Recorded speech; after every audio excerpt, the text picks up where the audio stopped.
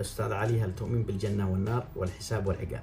الجنة والنار خرافة من ضمن الخرافات، لا وجود الجنة ونار ولا وجود الحساب وعقاب، كلها خرافات. كان زمان ما بش حاجة تخوف الناس وتضبط المجتمعات البشرية إلا اختراع مثل هذه الأمور. اليوم به جنة ونار، السجن والعقوبات، وبه رقيب مش عين الله، عين الكاميرا، وبه رصد عبر التجسس أجهزة الدولة والأمن وتصنتهم ومراقبتهم. خلاص انتهت الحاجة لتلك الخرافات والأساطير القديمة التي كان يشغلونها بها. يموت الإنسان ويأكل الدود، ولا بجنة ولا حكاية إن به روح وستصعد، كلها خرافات. ما بيش حاجة اسمها روح. الإنسان هو كيان مادي بحت، ما بيش حاجة اسمها روح، ولم يثبت العلم حاجة اسمها روح. هذه خرافات وأساطير.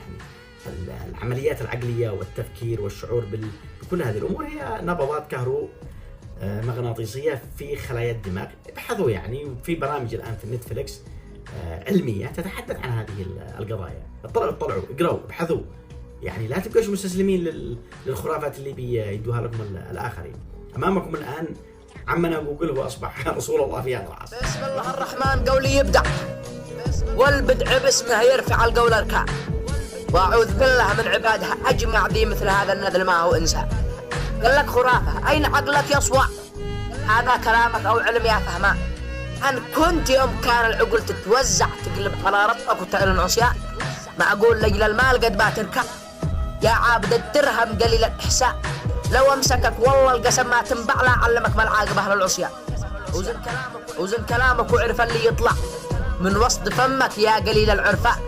تكفر بربك بس إليها المرجع، وين باتجي بعد الحياة يا سكران؟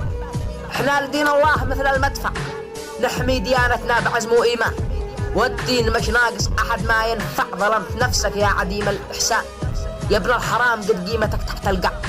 أين الرجالة يا عديم الإيمان؟ شوف الحذاء تحت القدم يتسع، أنظف وأشرف من وشك يا سكران. تكفر بربك كرم مالها أفضل من الكبائر دي تجيب النيران، وراية الكافر ولا بات ترفع، واللي كفر بالله أكبر شيطان. وسلام.